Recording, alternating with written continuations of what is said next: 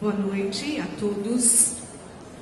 É nesse espírito de celebração, de comemoração, de alegria, de contribuição para o desenvolvimento de crianças e jovens que a gente inicia uma parte da nossa história hoje. Eu fico extremamente feliz ao ver que numa sexta-feira a gente tem todos vocês aqui conosco. Fico extremamente feliz ao ver que os nossos companheiros de discussões acadêmicas, de aprofundamentos teóricos, estão aqui. César, Sandra Bosa, Terezinha, Emília chegando, já ligou desesperadamente. E dizer que hoje nós fizemos aqui desde as 9 horas da manhã um encontro com as autoridades que estão todas juntas e voltadas para este grande desafio que é pensar numa educação diferenciada, quebrar paradigmas, pensar numa educação de qualidade para as nossas crianças e para os nossos jovens. Essa é uma missão social da Mind Lab, expressa em todas as maneiras pela Comunidade Internacional de Educação, Instituto Mind Group, do qual o presidente está nos ouvindo. Missão do nosso presidente da Mind Lab, Valmir Pereira, que está aqui olhando e encantado com esses resultados que a gente tem alcançado. Amanhã a gente vai fazer uma abertura um pouco mais formal e eu vou convidar para vir à mesa os nossos amigos que viajaram muito para estarem aqui. Nosso pessoal da Turquia, cadê vocês? Melik, Dr. Ifran, pessoal da China aqui conosco, pessoal do Japão, pessoal da Austrália, Canadá, todos aqui reunidos, Estados Unidos, enfim, eu fico com um pouco de receio de ficar nomeando as pessoas, porque eu fico preocupada que alguns se entristeçam de não serem lembrados nesse momento. Mas nós tínhamos aqui pessoas do Conselho Nacional de Educação, secretário de Educação Básica, César Calegari. Nós tínhamos aqui muitos estados representados, Alagoas, Ceará, Santa Catarina, São Paulo, enfim, Mato Grosso, Pernambuco, Rio de Janeiro, Santa Catarina, já falei. Então a gente tinha aqui muita gente que tem o poder de decidir algumas coisas. E a conversa toda girou em torno da necessidade de uma alteração de práticas, de currículo, de novas metodologias. E aí a gente faz, na sequência desse evento, um encontro como esse para contar o quê? A gente já tem muitas novidades para apresentar. Eu fui encontrando pessoas que nos acompanham desde o início desse projeto. E muito felizes, sorridentes, e cada uma tem um pedacinho da história para contar. Uma história que vai ser contada desde hoje até amanhã no final da tarde. Mas eu não posso deixar de dar uma notícia que eu acabei de receber e eu peço licença para você, Osmar, que é o secretário de Educação de Blumenau, que me disse agora, no ouvido, eu preciso te contar uma coisa. O nosso IDEB era 5,2 e agora foi para 6,1. Eu disse para ele, mas você acha que a gente contribuiu em alguma coisa? Eu vou te mostrar em quê. Um tempo em que esses índices saem, que as pessoas, algumas ficam felizes, outras ficam um pouco desconfortáveis, mas eu sinto que esses índices de avaliação, eles devem ser usados a favor da continuidade de um trabalho. Então, para que avaliar se nós não vamos usar esses resultados para alguma coisa? E a discussão hoje de manhã, até agora há pouco, foi muito forte, e Perrenu estava lá. e Pierrot disse uma coisa muito séria. Não dá para a gente pensar em competências esquecendo dos conceitos. Não dá para a gente simplesmente transformar aquilo que antes era objetivo em indicador e avaliar como se aquilo automaticamente se transforma em competência.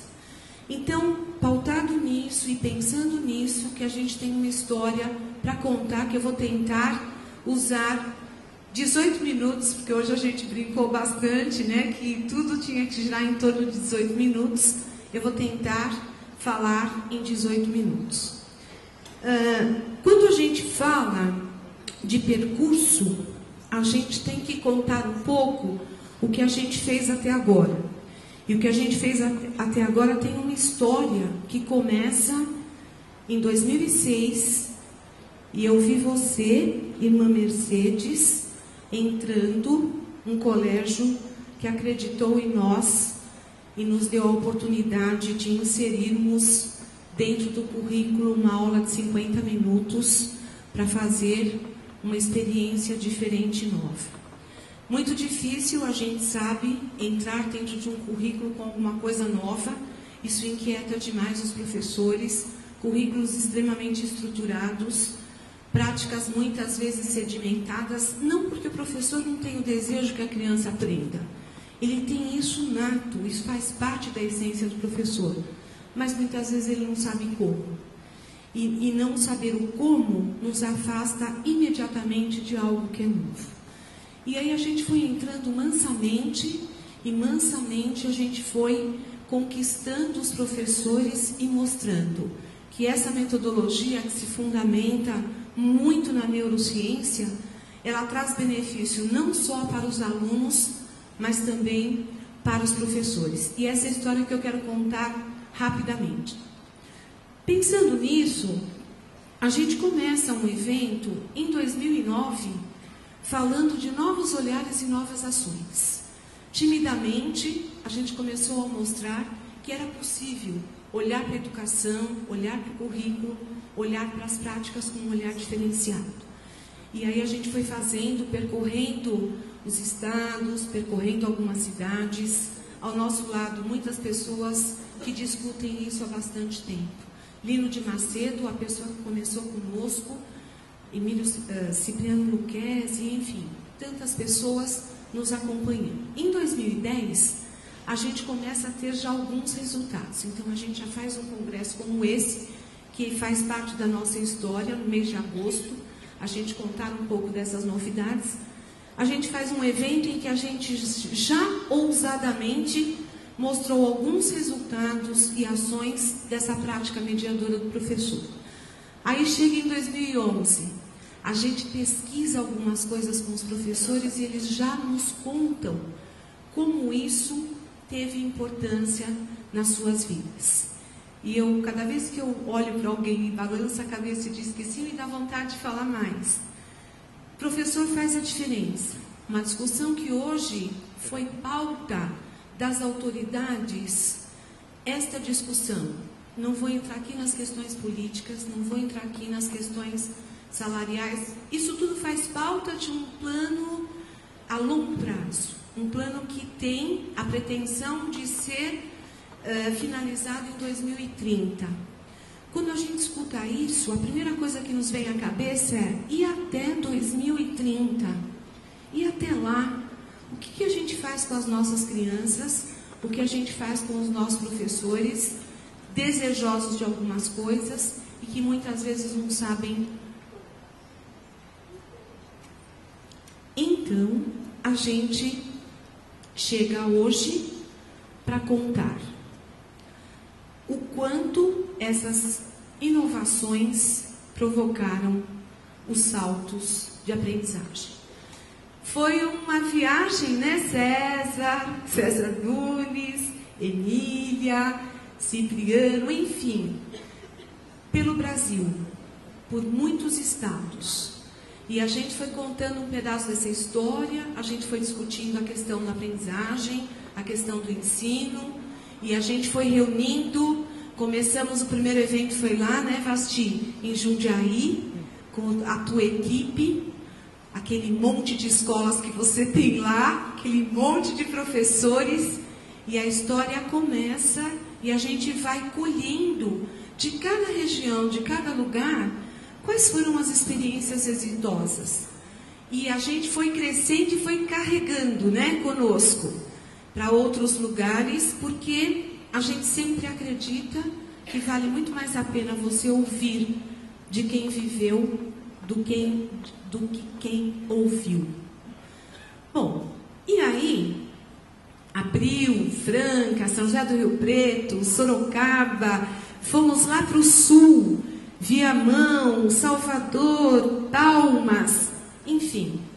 E aí a gente chega aqui, traz o terreno. O ano passado a gente teve a oportunidade de escutar o Gardner, né, numa videoconferência, e a gente achou que valia a pena ter alguém assim bem perto de nós para que a gente pudesse tê-lo presencialmente. Perrenu vem e amanhã ele discute, na parte da manhã um pouquinho, quais são as competências que a gente espera ou a gente pretende quando se trata do aprender. E à tarde ele fecha com as competências quando se trata do ensinar. E claro que a gente não poderia fazer um evento muito contraditório com aquilo que a gente pensa. Então esse recheio vai ser permeado por relatos, por oficinas, por experiências de quem já vive e que tem história para contar. Na sequência, a gente precisa escrever algumas coisas. Afinal de contas, nós sabemos como nós, do meio acadêmico, somos exigentes. A primeira pergunta que a gente faz, mas por que isso deu resultado? Fundamentado em quê? Qual é a base teórica? Qual é a profundidade? E a gente começou a produzir alguns escritos para que as pessoas que estão do nosso lado soubessem o quanto elas estão fazendo a diferença. E sempre que eu posso, eu digo o seguinte: esses resultados que a gente conseguiu não é da metodologia do programa Mente Inovadora. Esses resultados foram conquistados pelos professores que utilizam a metodologia do programa Mente Inovadora.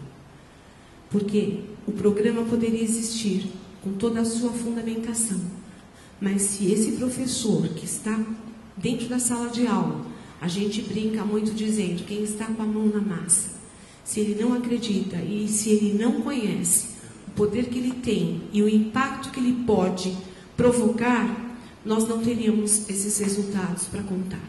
Vocês têm aí na sacola de vocês esse último artigo que conta um pouquinho o percurso dessa história, então eu não vou entrar em detalhes. Só quero dizer o seguinte: acho que a gente tem uma resposta para dar para essa discussão que a gente teve de manhã. A conversa foi: o tempo sempre é muito longo. E às vezes a gente, na educação, a gente espera, na economia e no país, a gente espera os resultados mais rápidos. Mas na contramão disso, a gente vem dizer que em 3 meses de utilização da metodologia, a gente obtém esses resultados. E cada vez que eu falo isso, eu me lembro de você, Regina Cansado, que está aqui, que é a diretora do Instituto INADE, um instituto que desenvolve instrumentos de avaliação para muitas instituições.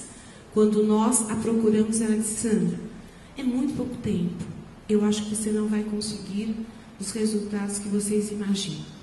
E aí a gente obtém resultados que, quando a gente olha, não só o impacto do desenvolvimento dessas habilidades nos conteúdos curriculares, mas também o quanto a gente consegue e a gente pode desenvolver as habilidades não cognitivas, que foi pauta do encontro de hoje de manhã.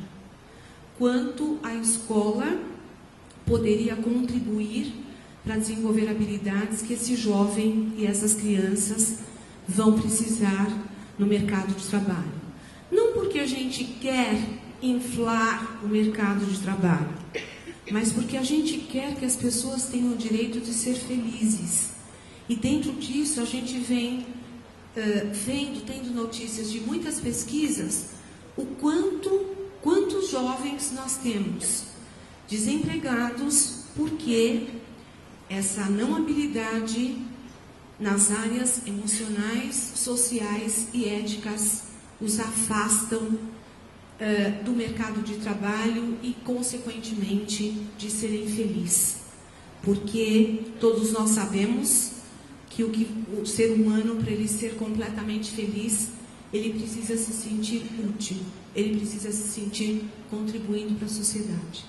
E, nesse sentido, a nossa obrigação e a nossa missão é termos pessoas mais felizes. Quando eu falava isso, e aí a Terezinha deve estar sentada em algum lugar, eu lembro que eu brincava bastante com a imagem daquele menino saltando, que nós usamos muito. E a gente dizia, nós queremos pessoas saltando, mas quando elas caírem, elas pisem num terreno firme. Elas não saltem, não fiquem no ar, ou não saltem em terrenos muito fofos e elas caem. E acho que com isso a gente consegue resultados, não só dos alunos, que isso foi muito gostoso também, o quanto a família, ela pode e ela contribui com esse desenvolvimento.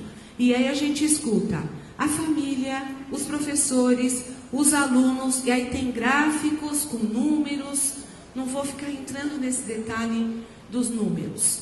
Mas é importante a gente perceber, falando das habilidades sociais, quando a gente percebe qual é o nível de percepção, o nível de contribuição desses alunos, a gente sempre percebe que eles têm uma percepção maior que a nossa, os alunos.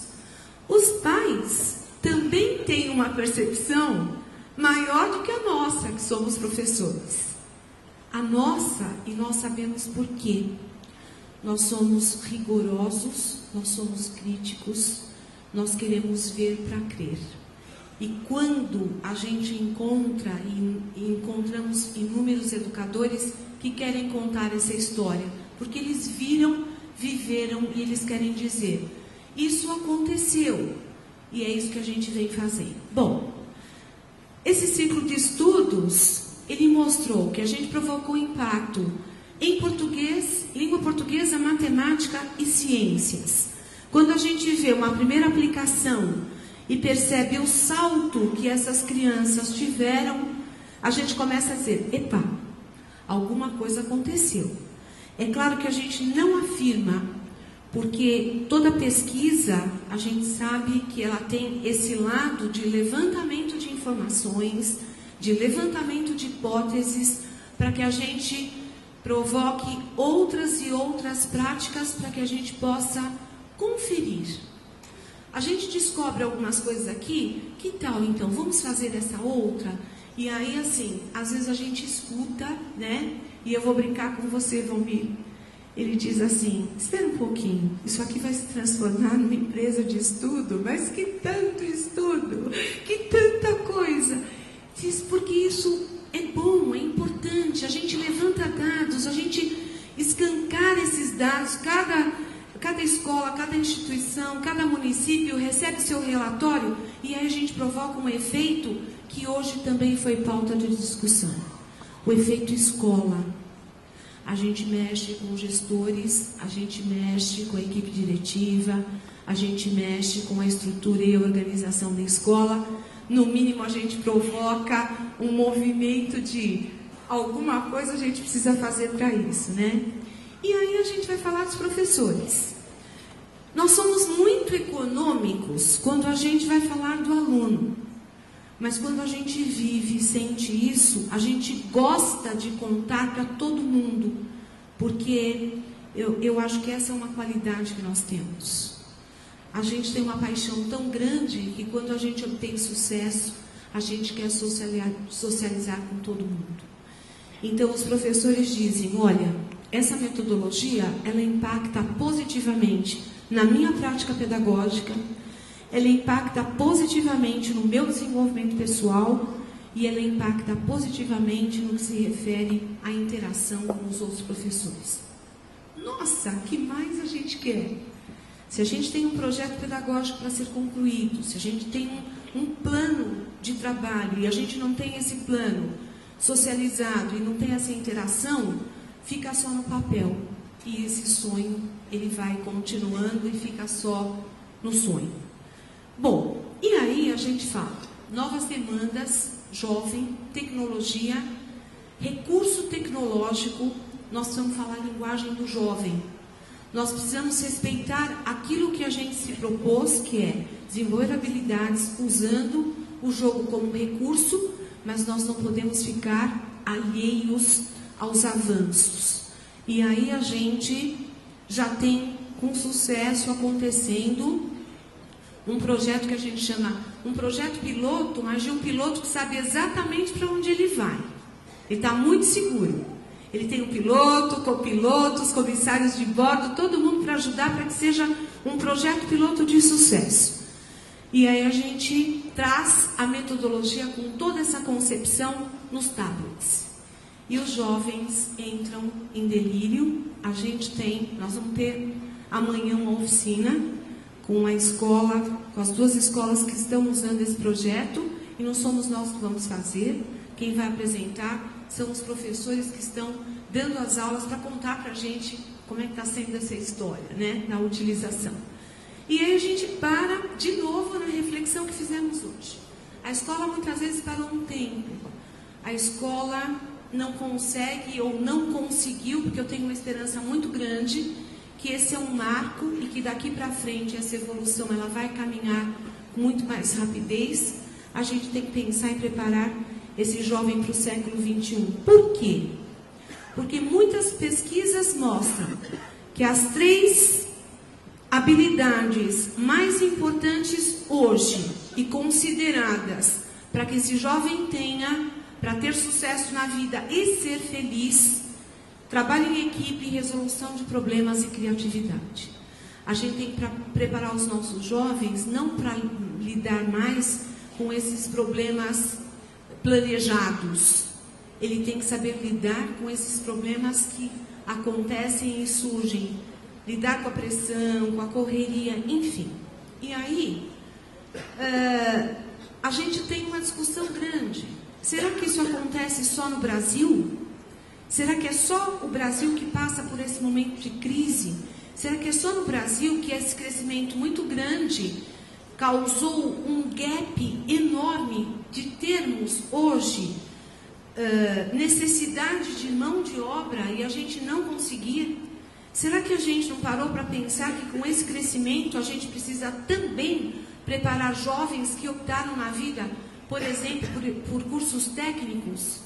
E a gente está também com outro piloto, com bastante copilotos, né, fazendo um projeto no Senai, Escola Profissionalizante, um curso de 2 anos, trabalhando com professores de mecânica, eletricidade e mecatrônica.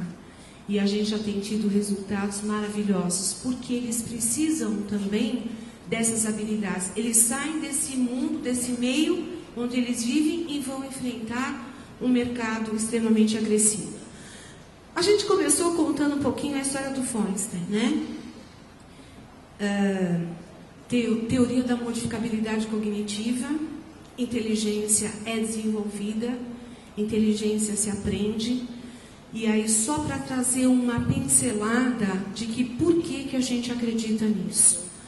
Claro que aqui tem muita gente expert nisso, né, Sandra? Eu só quero dizer o seguinte, que as redes neurais, elas podem ser criadas e modificadas pelo exercício da interação. E quando a gente pensa num ser humano, ele não é só cérebro. Ele é corpo, ele é emoção, ele é sentimento. E se essas redes neurais, elas se estendem por todo o corpo, isso significa que a gente aprende por todos os canais. A importância da interação, do convívio e trazer um recurso tecnológico em que a gente conserve tudo isso é o grande desafio. Porque também não é muito incomum hoje quando a gente está com um grupo de jovens, e às vezes também com um grupo de pessoas não tão jovens, às vezes numa mesa de jantar, cada uma com o seu celular. Uma entrando no Facebook, a outra mandando um recadinho, a outra olha uma coisa, perdendo uma grande oportunidade da gente poder conversar, olhar nos olhos, interagir, tato, toque, abraço, afetividade posta. Então, nós estamos num tempo de quebra de paradigmas. Jovens sendo estimulados, estímulos adequados à realidade, um programa de ensino voltado para esse jovem do ensino médio, com todos esses apelos. E aí, mas Sandra, a gente sabe como é complicado levar o recurso tecnológico, um tablet. Às vezes o próprio professor, ele olha, eu vou dizer, quando eu olhei a primeira vez, falei, gente, eu não quero aprender isso. É muita coisa. E graças a Deus, a gente tem muito jovem. Eu tenho um Cláudio Franco na minha vida hoje. Cadê você, Cláudio?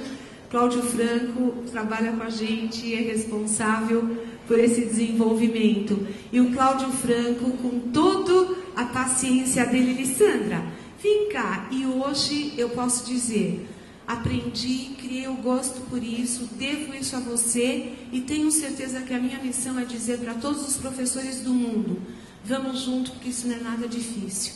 A gente consegue e a gente tem que falar a linguagem do jovem. Então, a gente tem uma solução completa, aula interativa e a coisa mais gostosa. Hoje a gente falou também disso.